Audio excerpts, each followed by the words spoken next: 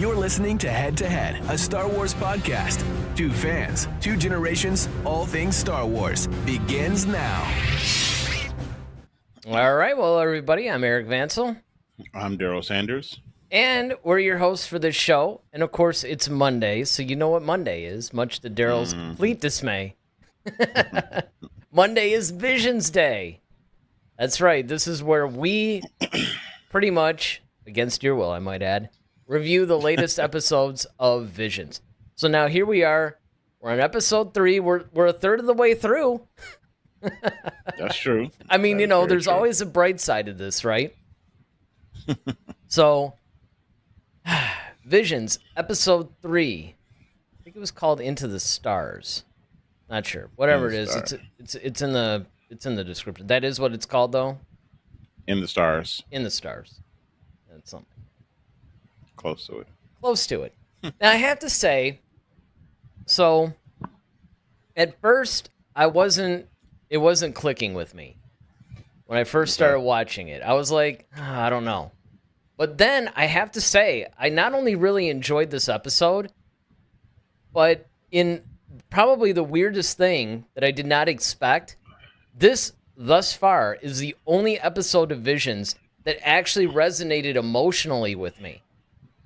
Like, I felt emotion, with the whole, sister relationship and the mother was gone and all that stuff. Like, as it progressed and the ending and all that, I was like, okay, this is actually pretty cool. I was really, kind of into that part of it.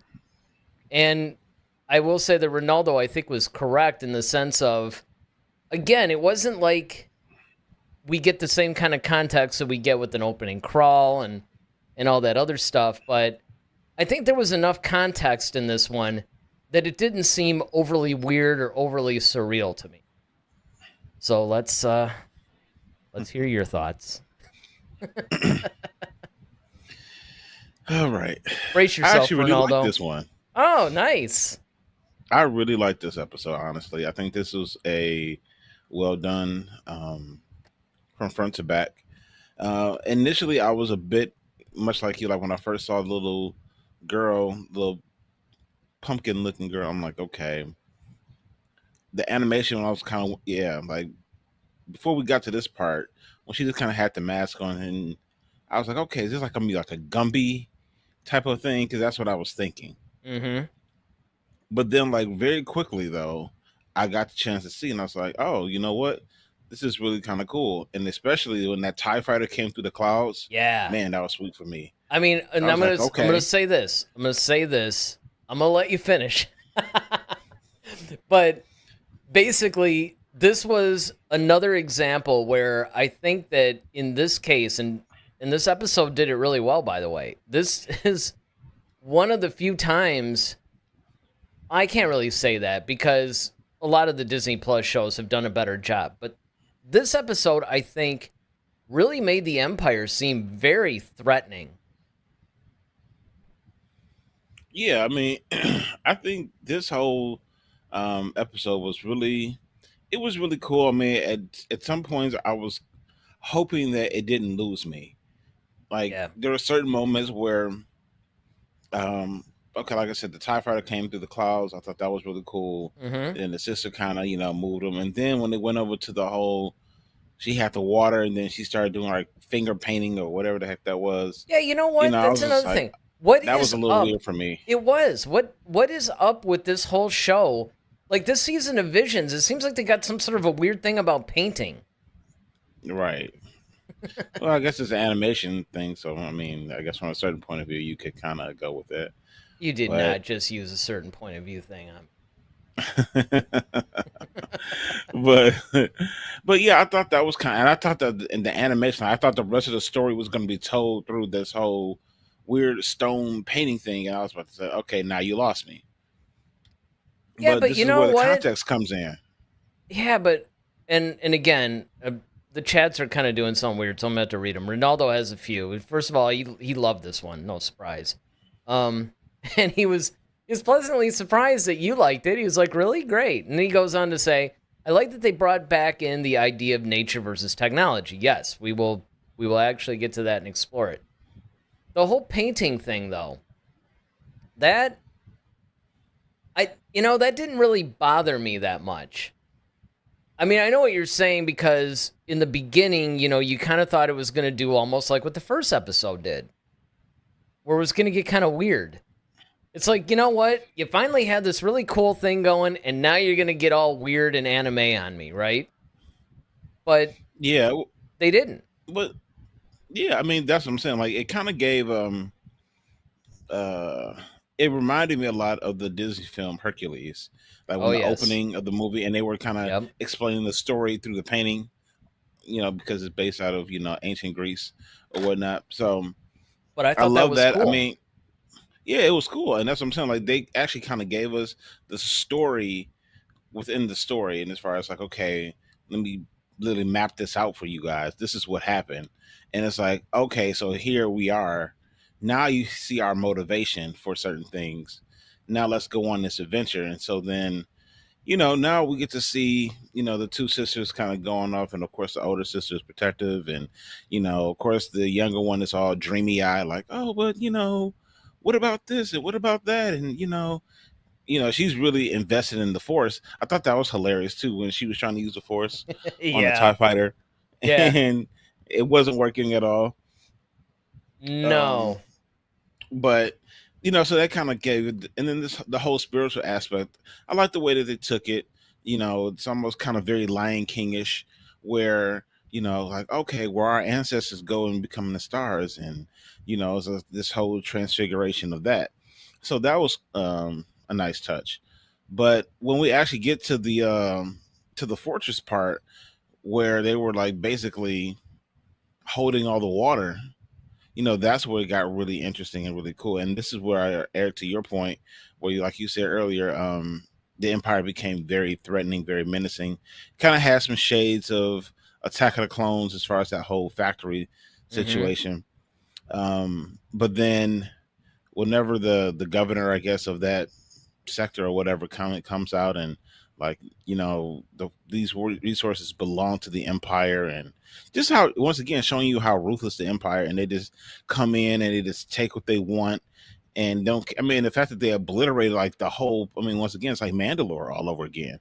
It's the common thread that you see in a lot of Star Wars official animation or media, where we've seen it, like, Mandalore, what's the other one from Rebels, Oh, Lethal, Lethal. Yeah. Lethal. You had um a lot of those kind of callbacks in a way, where there's that thread once again. It's like, okay, this felt like Star Wars once again, and that was the important thing. This actually felt like a Star Wars animation. I Even though there wasn't any lightsabers, and this once again proves that you don't need lightsabers. You don't. I mean, there was the Force being used, sure. However, like, you had enough things in it to where it felt like this was placed in the Star Wars universe, and I thought that was really well done. Yeah, this could have very well have been the extension of the Broom Kid story, honestly. Right. Ronaldo says, I'm not usually a fan of stop motion, but I ended up liking it. I did think that it was interesting because at first, I remember watching it going, oh, this is going to be the stop motion thing. But really, it didn't feel very stop motiony as the No, it episode really. progressed. There was like a little bit Mm-mm. of that in the beginning and maybe a tiny Yeah. bit at the end, but a lot of it didn't. I think part of the thing is it wasn't like, the usual animated things that we know of when we think of stop motion, particularly the Rankin and Bass Christmas specials. Your Hmm. Rudolph the Red-Nosed Reindeer, that kind of thing. Ronaldo Yeah. also says, I like when characters have no idea what their power is, but us, the audience, know perfectly well because they have no idea the force of the Jedi. I don't know if that's true, though. Yeah. They knew. It's just she didn't. And the thing was is that we didn't know. Um, they kind of kept us in the dark as far as the older sister, because we also, the younger sister, always trying to use it, like, out reaching her hand and trying to do stuff. but we never saw the older sister, and it seemed like the older sister didn't either believe in it or was trying to keep it hidden or something to that degree. So we don't really know what her story is, and quite frankly, that this episode made me curious about her, honestly, because like the mom, the mom initially kind of went up and faced off against the Empire, and I mean, I did kind of have to laugh. It was not a funny thing, but it was funny to me. It's like when they were doing the whole little painting and they were showing the mom going up against the AT-AT. Oh I yeah, mean, I'm sorry, the walker, and it just yeah, blew her off, and it just turned red. And it was just like, man, all right, but that's what would happen. yeah, man. I But mean, yeah, yeah, it's a nice sentiment and all, but I mean, yeah, it's a little bit, that's almost like going out in front of an 18-wheeler and thinking that I'm gonna exactly, stop them with my sheer will. I mean, yeah, it's like, well, exactly. they got like, Better be 100, sure. 100 tons of steel behind them, so. But yeah, I agree, and this is why I said I think that this could be an extension. I mean, I don't think it is. I'm just saying that in the spirit of the Broom Kid scene at the end of The Last Jedi, this is pretty much an extension or a continuation of that. This Yeah, is the Force belongs to everybody. It's not a Jedi or a Sith kind of a thing. And furthermore, when you look at this, I think that this is one of those situations where I don't know what her exposure to the Jedi or her knowledge or whatever is, but hmm it's almost like when a little kid tries to mimic an adult kind of thing. It's almost like, she saw at some point, had some exposure. Now you're right, whether the mom actually had the Force or not, because obviously the old sister just kind of busted it out hmm along, with her younger sister's help. But it was almost like this little girl had some exposure to a Force user at some point. Oh yeah, And, definitely. kind of like when a kid tries to dress up, in their parents' clothes or something to try to pretend like they're an adult or whatever. hmm This is kind of what that reminded me of. It was that same kind of vibe. She was, I mean, maybe doing it in front of a TIE fighter or something might be a little bit extreme, but yeah, it was that kind of a deal. Yeah, I mean, I think what it was like, I think that's what they were trying to allude to because she said something about like, well, I want the same power that mom had or whatever, or Right. like, but Yes. you Yes. know, she because that's why the mom went up and I mean, they were just tearing apart the empire too. They just became overwhelmed with stuff, Mm-hmm. and then the older sister was just kind of like, look, mom was kind of stupid for doing that, and I think the older sister was trying to be more practical. It was almost kind of like the whole Obi-Wan thing where Obi-Wan was kind of trying to use the Force subtly and not really draw too much attention. Um, but I think that because this little girl believed so much, she knew what was possible, and Yeah. she's just like, okay, well, I know it's possible. Our mother was able to do this. Why can't we? And it goes like to your point of playing that whole dress up, like, oh, well, my mom is beautiful and blah blah blah. So therefore, I'm beautiful and I can do this because my mom can do it. So um, I like that aspect of it. I like the fact that we saw the older sister use it more so than the little kid. Um, That was a I nice kind of thing. Yeah. That because was really I cool. almost didn't really see that coming at first. No, and it honestly, if the little sister had used it or whatever, I mean, that would have been a little bit cliche, That would have been like, Yeah, okay, here we go. Of course, another, some you know, little kid that's little kid that's powerful. never really used it can all of a sudden take down whatever, I mean, I like the hmm reveal that the older sister, and actually, this is something that I think was one of those like subtexts of this whole episode is that you basically had two opposing points of view here. Obviously, there was an uprising, the mother rebelled and all that stuff, and they lost. Now you have these two sisters, her children, that are left. Now, one of them, the younger one, is basically trying to pick up that mantle. Like, no, we've got to, Mm-hmm. fight. We got to pick up where mom left off. We got to take them down. Whereas, like you said, the older sister was trying to be a little bit more practical, a little bit more pragmatic. It's kind of like, well, Let's just survive. let's How just about that? survive. Yeah, we can just exist pretty much underneath all this. We don't have to draw attention to ourselves. We don't have to. This is an insurmountable army. There's no way we're going to win this. Let's just slip under the radar and live our lives. Mm-hmm. Whereas the younger sister is like, okay, I get what you're saying, but David's That's not good back. enough for me. Yeah, that's not good enough for me. It's like I want more. I mean, I would almost rather die fighting than to live where we have to go and On steal our water knees. every day. Yeah, I mean, this is Yeah, not a I'd life. rather. We're on this desolate planet. Yeah, it definitely lends. It definitely has that whole juxtaposition where I would rather die on my feet than live on my knees. And that's Well, even the beyond that, embodiment between the two between the two siblings. absolutely. But I think even beyond that, because it's one thing if you have that choice, whether you're living your life a little bit more like in bondage or something versus being free. That's where that statement I think would come more into play. This is one of those things of there's nothing here.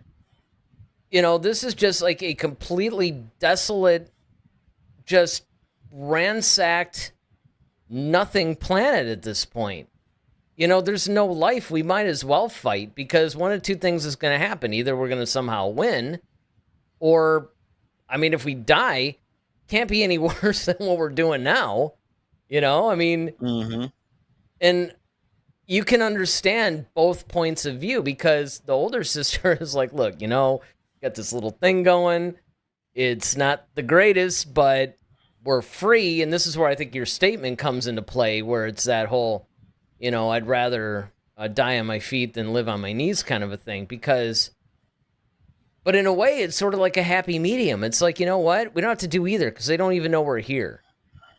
Now, I will say Yeah. that the only thing that bothered me, if I had to say anything bothered me about this episode, was the one scene where the younger sister was, about to use the water to make the paint and all this, like this magical paint she had.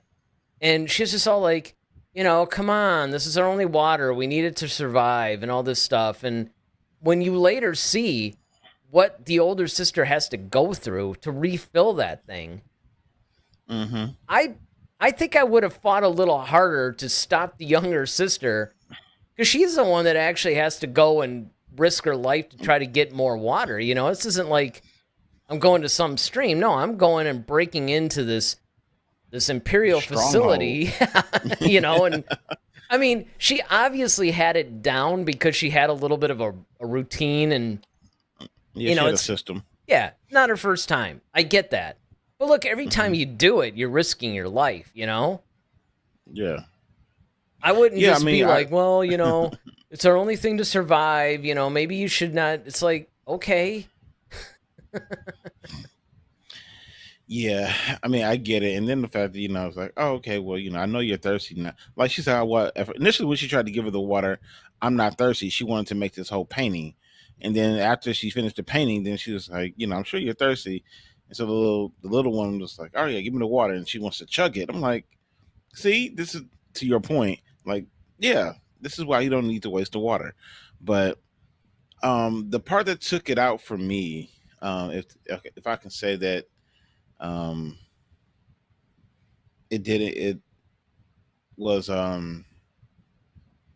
after they broke the water free and they washed out everything, including them, and they kind of fall off the cliff into the Now it was implied, well, it wasn't even implied. It was stated that the water was polluted, contaminated, and everything like that. Now, I get it. It's Star Wars, it's fantasy, but I'm just saying, like, unless it's some mystical water or something like that, Yeah, how how all of a did it, sudden does like the clouds like part and the sun comes out and all of a sudden the water's clean?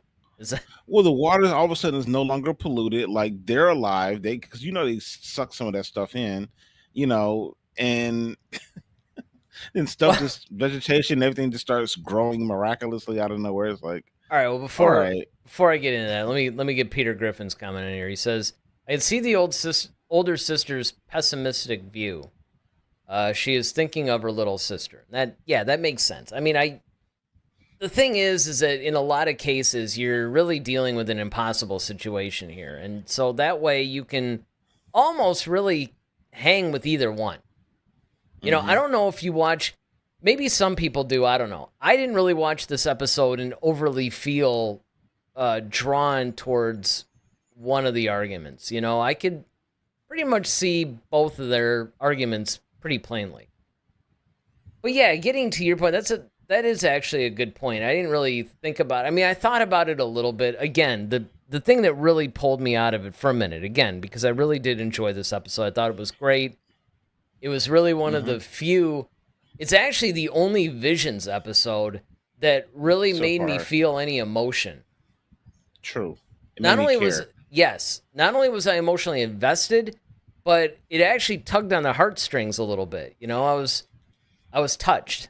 I guess that would probably be the best way to put it. Which really surprised me in a Visions episode. Because usually I'm just trying to figure out what's going on. Exactly. Usually my reaction is, okay, I'm digging this, but I'm bewildered. You know? And, you know, your reaction is usually, okay, how many more of these do we have to do? Right. So, you know, that usually sums up what we are thinking or whatever during Visions. But what's interesting to me about this whole thing was the fact that even though that point that you just made did pull me out a little bit, not quite as much as the whole, hey, let's use the last bit of water that we're supposed to use to survive to make a painting. I mean, and the sister's just like, oh, I can't believe you're doing this again. It's like, don't you think you should maybe, I don't know, grab the thing out of her hand since it's your only water and you're the one that has to get it? But whatever. But I did think that it was cool that that initial scene, which is why they had to let it go, is really what set up what the ending would be. Because the idea was all the souls or whatever of the people that were killed had turned into these stars or something, and they were kind of watching over, I don't know, something along those lines. And when the Empire came, you know, it was clouding everything. Now, what they were implying, actually, was the fact that it almost seemed to me, and maybe this is a reason why it didn't completely pull me out, was because it almost seemed to me like the pollution was in part because the planet almost was occupied by this evil force, and therefore the planet, being a living thing or something, was reacting. And then when that was removed, and now the stars, which were the souls of the people, now they're watching over it again, and maybe it was cleaned up. I don't know. Yeah. I mean, I could see that as the kind of an esoteric, you know, type of very much so vibe, but also I could see it from the standpoint of maybe, like you said, it's almost like a indicative of the clouding of the dark side. You know, it's like in, you know, you need that new hope. It's almost kind of like how Luke Skywalker was. Like the galaxy was kind of in peril, and then this one guy, you know, Luke Skywalker he started spreading his seed of hope. Even with Leia, you know, it was like, okay, you know, it started to grow and people started to believe, and that's what allowed the light to kind of shine through, is because, you know, without belief, you can't see the light. So I think that's also well, and that's a good point too, actually, because when you bring that in, that's certainly something that was supposed to, again, it was a little clunky the way that they presented it, but that was something I think that they were trying to present during the sequel trilogy, was that Luke Skywalker was kind of that symbol of hope and of everything, which is why, of course, Snoke was so determined to destroy him, because it wasn't just the fact that Luke became this crazy grandmaster, but it was really more about what he represented to everybody. And I think that that was the big thing. Now, Ronaldo says, I think this one gave enough backstory to understand the plot. And yes, and again, Absolutely. I cannot stress enough. I know this goes probably triple for you, but it goes for me too. Is that context is really, I think, what's going to make or break any of these Visions episodes for us. Because you have to understand something. The fact that these things are pretty much these really pretty brush strokes done by these different anime studios. So in other words, they're not anchored to any particular era or storyline or anything like that. It is doubly, maybe even triply important that you give context to where this episode is falling within this greater universe. And that's not to say that we can't hang with the fact that, okay, this is kind of like a one-off thing. It's not really. But even within itself, it's like you have to let us know what's going on. Now, to varying degrees, you and I would see different things, right? Like, for instance, the first episode of this season, you really weren't a fan of at all. I mean, you like the animation and all that, but you're just like, yeah, man, this is exactly what I expected from the show. This is why I hate it. Yep. And we talked about it during the review, and if you missed any of our reviews, we're only 3 episodes in, so go back and check them out. But essentially what's happening is it was the context problem. That was really the issue that I think that you had with that episode, where, for me, there was enough context for me to enjoy it, and I really liked the symbolism, and I liked everything that it was doing. And I really enjoyed the animation of it. But I would be the first person, and I said this during the review too, it wasn't like I was down on anybody that didn't like it. I mean, I fully understand it.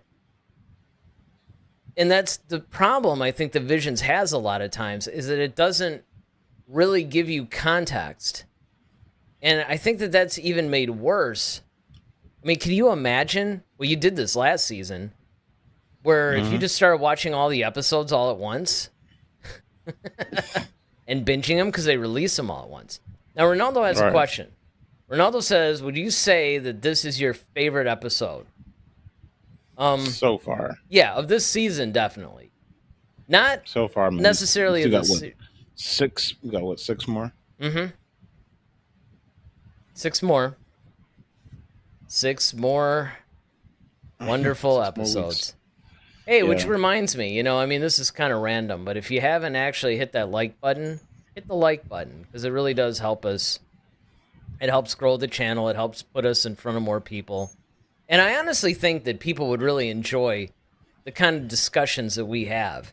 We've actually been getting a lot of comments lately, which has really been nice from, I'm not even sure if they're from our subscribers or not. I mean, we have, we're not exactly burning up YouTube here, but we do have enough subscribers, and so we really appreciate all you guys. And if you haven't subscribed yet, hit the subscribe button. What are you waiting for? Hit the subscribe button, the notification bell. It'll let you guys know when we're going on. Ronaldo also says, I don't think this story needs a second part, but would you like to see it?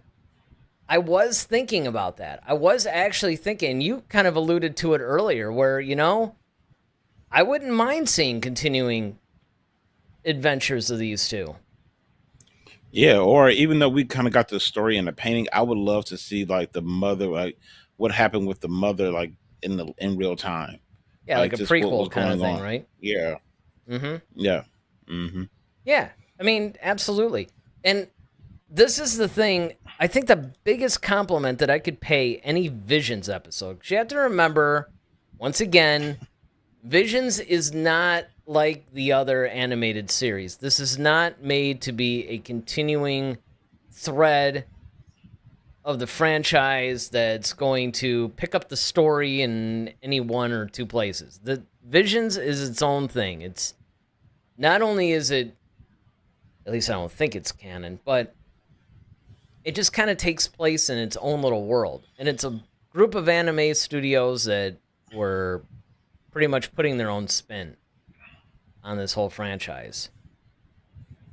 But the biggest compliment that I can pay, and I think I can speak for you on this too, is yes, if we want to see a continuing story of a character or of a plot, absolutely. Now, interestingly enough, this is where you and I agreed on the first episode of the first season, because it was one of those things where, once again, you didn't like it, I did, and of course that was our first exposure to Visions. But we both agreed that the main guy was actually cool. Like, we wouldn't... I don't know why I can never remember his name. Because they actually did have... I mean, Ronaldo even told us they're supposed to do a novel and like a comic or something, and Ronaldo says they actually did come out with it. But yeah, I would have been totally on board with seeing continuing adventures. It was just the adventure that they gave us was a little strange. But again, I could hang with certain episodes going, hey, I want to find out more about these people. I want to find out more about how they were put in this situation. And this is a good example of one of those episodes. Yeah, I think, there's, that's the kind of the joy you have with having multiple studios kind of creating in this space, is because you could see everyone's take on certain things and their perspective or their stories that they want to do. So yeah, I think that excuse me. I think that that's what kind of keeps you engaged, because now you have to see, like, all right, it's not like you're getting it from the same person. It's not like it's a Filoni thing, and he's just stringing them all out. You're getting a bunch of. It's almost kind of like if you had the Mandalorian and we have different directors, but there's no one person over it all to make sure everything is cohesive. You just kind of have everybody kind of doing their own story in this world, and so that's what makes it interesting, because there's two sides to it. There's the animation part, and then there's the story. And yeah, the animation sometimes it's spot on, like, man, this is the coolest thing ever, like that one we saw before, like, super cool animation. Story, for me, but this one, the animation was cool on both ends, because the way they had the TIE fighter and just the way everything was kind of created, it almost had a look of it kind of had like that, like you said, the stop animation, like a Rudolph the Red-Nosed Reindeer, but also a little bit of, or Gumby, but it had a little bit of the Star Wars animated series, the Clone Wars vibe to it as well. Yeah, there was definitely, there was some stuff in there like that. And I mean, I agree. These are basically like an anthology, nothing's really tied in. Although some anthologies do have a continuing theme, even though the different stories were. This is completely different. Ronaldo says the fact that it's not canon is what I like. They can just tell the story they want. And I would agree that is kind of cool. Although, sometimes I got to say, I go back and forth on that. Because on one hand, I 100% agree that when you're not tied down by canon and you don't have to worry about things, you can tell different stories. Like, for instance, when Dark Horse Comics first came out with that whole story about Luke Skywalker temporarily turning to the dark side and becoming the Emperor's apprentice or whatever. I mean, that was, it was obviously not canon, but it was a cool story nonetheless. There's a couple of books that are like that in a sense.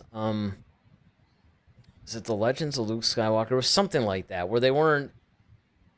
It was something that they put out recently or within the last couple of years that was like, some of the stuff is canon, some of it isn't, but you get to guess which is which.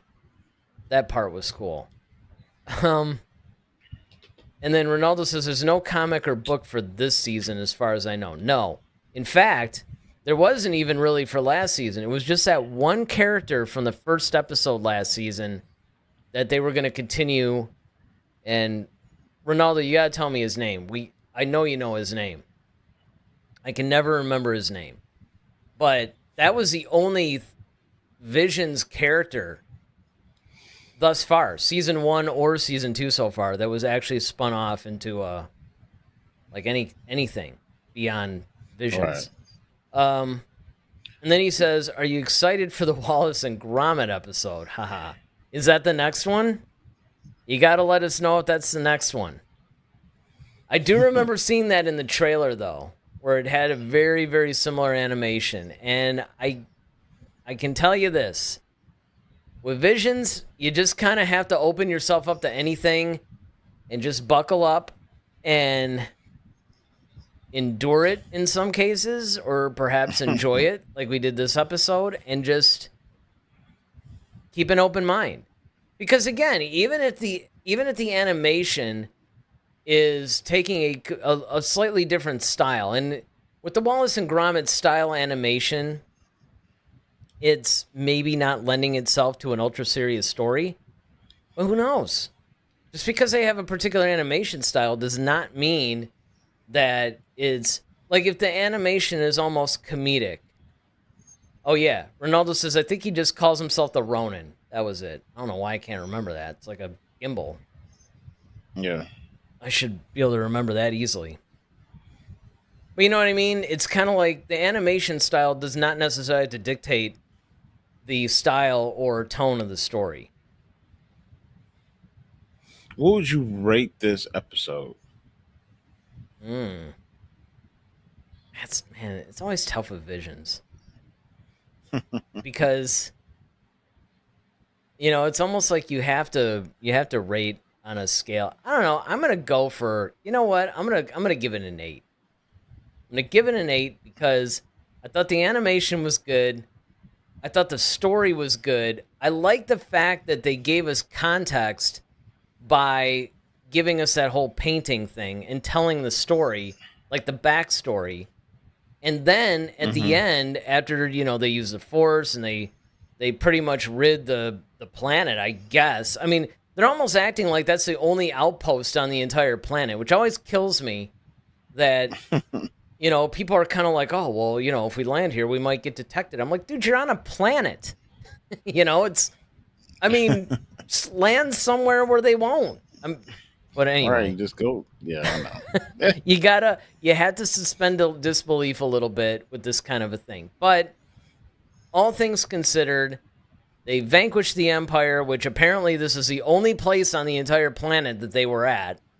And then it was almost like a lot of what we saw in that painting then came back because, they kind of put their handprints out and the painting seemed to come to life again, although I don't really remember it being there. I remember it disappearing. But the idea was the fact that all this stuff came back to life and all was right with that world again, including the water doesn't seem to be polluted anymore, which, the more I think about when you brought that up, the more I think about it, the more it bothers me now. But in spite of that, I think I'm going to give it a solid 8. I have a hard time unless something really, really goes psycho. I mean, this is Visions we're talking about here. I don't really want to give it like Empire Strikes Back ratings an 8 is really high for me. An 8 is like a 10 when you go to All the Vision scale. Yeah. Ronaldo says he gives it a 9.5 out of 10. I mean, unsurprising. Well, at least he gave us like a solid 9.5. Yes, that's right. Not 9.68 or something.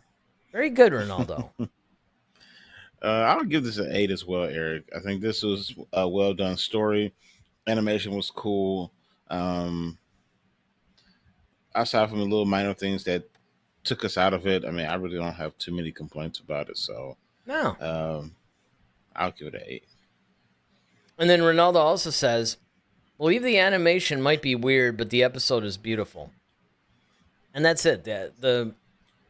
The animation was a little different. It wasn't too outside. It actually kind of reminded me, if we're going to compare it to a Disney thing, it reminded me of Moana, I think was the name of the film.